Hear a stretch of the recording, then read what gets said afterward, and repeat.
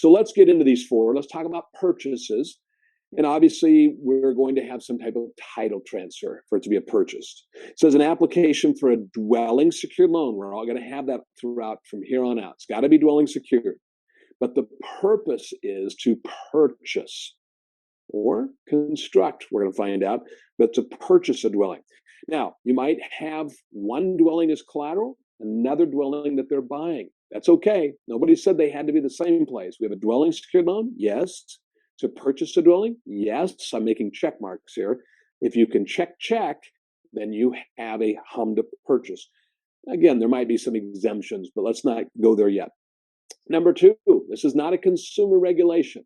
So commercial apartment buildings, we said, and rental houses, and all those things that I said you shouldn't be considering way back on page 7, I think it was, that said we're going to vacation homes and detached and condominiums, etc. That's business purpose things for Reg Z, but they're residential. Then they want these recorded on your HMLR. Number 3, star this if you would. This is a very misunderstood area because a lot of the secondary market or your investors use different terminology. They say here that construction going to perm is a refinance, is what a lot of your investors would tell you. They want you to give out a rescission. They want you to treat it like a refinance. HMDA makes it very clear that construction to perm is the purchase. When we do two-phase financing, we're going to learn later that there's a temporary financing and then the permanent financing. You don't report temporary, you report the permanent. The perm loan is the purchase. You go, but they already did all this. Well, think about it this way. They're purchasing all the brick and the lumber and all that, and we're not refinancing that now. We're doing it in 2 phases. We don't report the first phase. We do report the second long-term phase. That's what we want.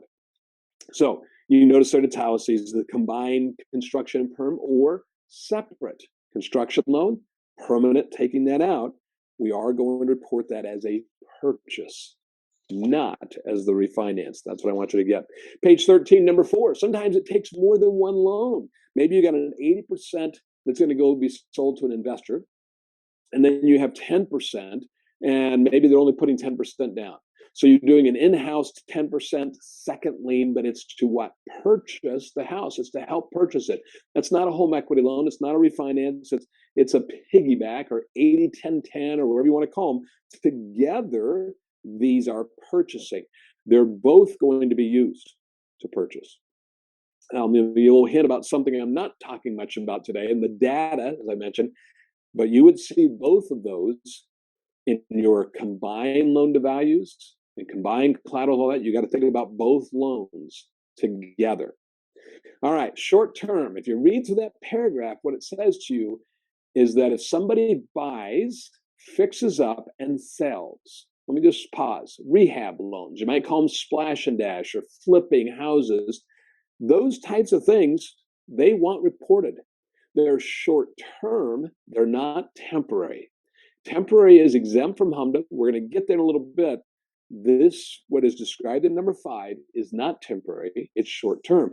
In fact, there is no term length needed to be temporary versus short term. You can't say anything under 2 years is temporary or under a year. Or, no, that is not permissible. It used to be that banks would try to say that because there was some commentaries about 2 years, but never has HMDA allowed that. And 2 years is in other regs, and we can't take other regs to define this reg. This one stands alone. So lots of things. I should have said this in the beginning. HMDA to me is like putting round pegs into square holes. Not everything fits real nice. And so is it short term or is it temporary? And why this but not that? And you've got to get a feel for the entire thing, and then you'll understand what I call the spirit of this law. And when you understand the spirit of the law, then you can apply some logic. Now, your examiners may disagree with you, or your auditors, but again, if you slam the door, you tell the story and say, this is why we're doing it this way. Here's the best of our ability with this very vague regulation. And even I that teach this all around the country, teach it all the time, have been really, I'm not trying to be self-promoting, but a HMDA expert. I struggle with some of these converted homes or that uninhabitables, right? There's things that I'm always learning. Round pegs, square holes. So do the best you can, be consistent, tell your story. That's the three things I would tell you to apply. All right. Talking about purchases. Talked about short-term is reported, temporary is not. We'll get to temporary later. You see some other things like assumptions, rare contracts for deed. In other words, I have a loan contract to buy Amy's house, and I'm already living there. Now I come to the bank and I want to pay it off. There's going to be a title transfer, so that is going to be a purchase. Even though I was already like renting to own, if you will, the title transfer occurs. So that's going to be a purchase for HMDA.